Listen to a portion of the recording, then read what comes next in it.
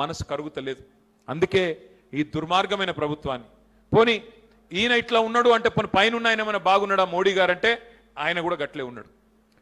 ఇవాళ బీజేపీలు బాగా మాట్లాడతారు, పెద్ద పెద్ద మా డైలాగులు కొడతారు.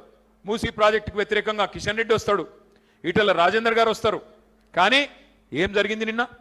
మూసీ ప్రాజెక్టులో అక్కడ డిఫెన్స్ ల్యాండ్ ఉన్నది, రక్షణ శాఖ భూమి ఉన్నది.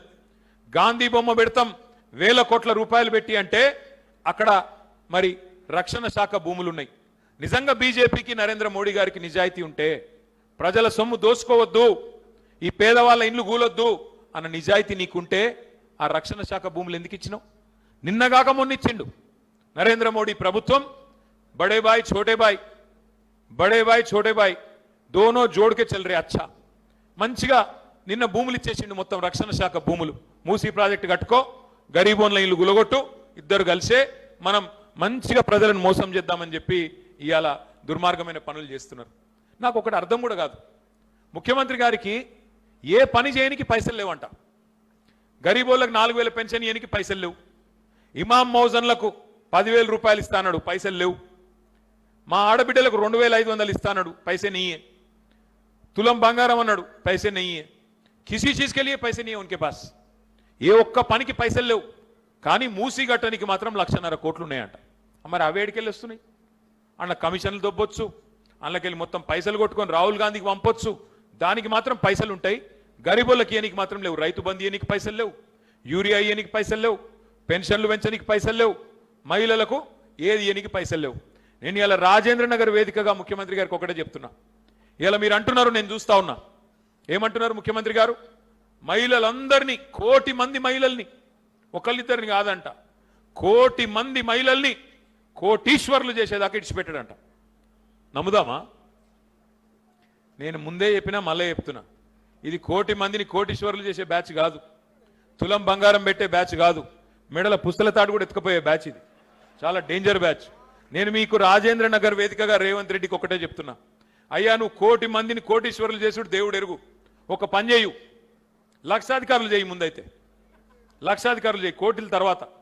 లక్షాధికారులు చేయాలంటే ఏం చేయాలి? నువ్వు చెప్పినావు కదా, నువ్వే అత్తకు 4,000, కోడలకు 2,500 అని చెప్పినావు కదా.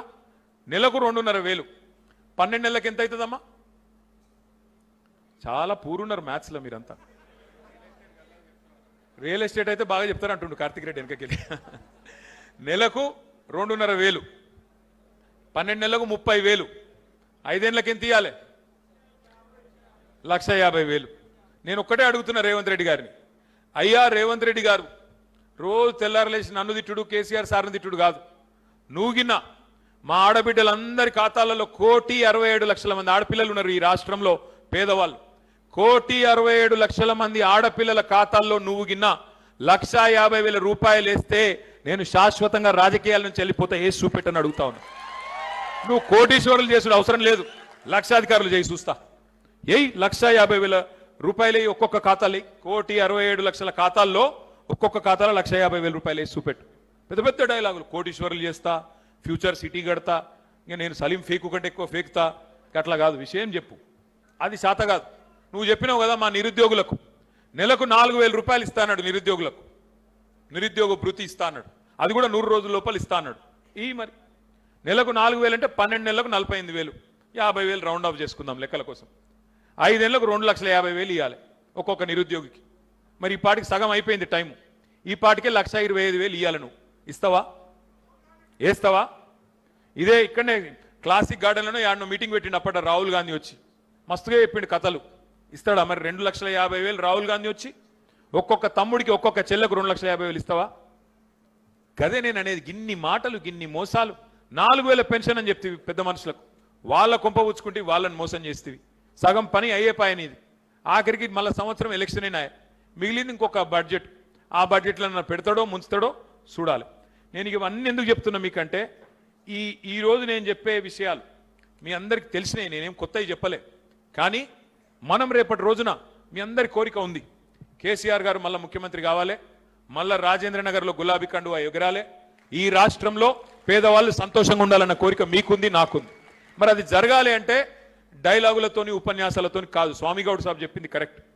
డైలాగులతోని ఉపన్యాసాలతోని కేటీఆర్ రాగానే సబితమ్మ రాగానే మనందరం ముంగడ వెనక ఊరికి ఫోటోలు దిగితే కాదు. ఎట్లయితుంది మరి? మీరు రాజేంద్ర నగర్లో పోలింగ్ బూత్స్ ఉన్నాయి. ఎన్ని పోలింగ్ బూత్లు ఉన్నాయి రాజేంద్ర నగర్లో? 580. 580 बूथ है आपके राजेंद्र नगर कॉन्स्टिट्यूंसी में.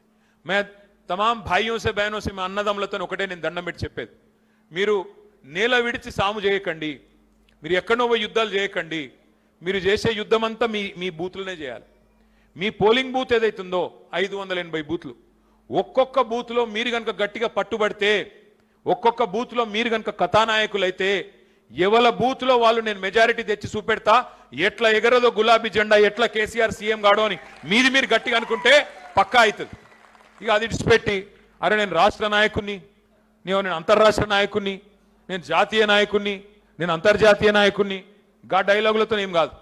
మొదలు నీకు చేతనైతే నీ బూత్లో మెజారిటీ తెచ్చి చూపెట్టు, లేకపోతే నువ్వు ఎంత పెద్ద నాయకుడైనా బేకారు. ఉన్న మాట చెప్తున్నా నేను. కాబట్టి దయచేసి ఎవరి బూతులు వాళ్ళు పట్టించుకోండి. మరి బూతులు పట్టించుకోవాలంటే మనం ఏం చేయాలి? 2 పనులు చేయాలి. ఒకటి, ఆ ఎస్ఐఆర్ అనే కార్యక్రమం చాలా అవుతున్నది, దాని గురించి కూడా మీకు ఒక 5 నిమిషాలు నేను చెప్తాను.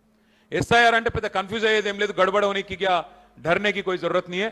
अगर हम लोग होशियार है, अगर हम लोग पूरी तरह से तैयार है, कोई कुछ नहीं कर सकता आपका. हाँ कुछ डाउट तो है, कुछ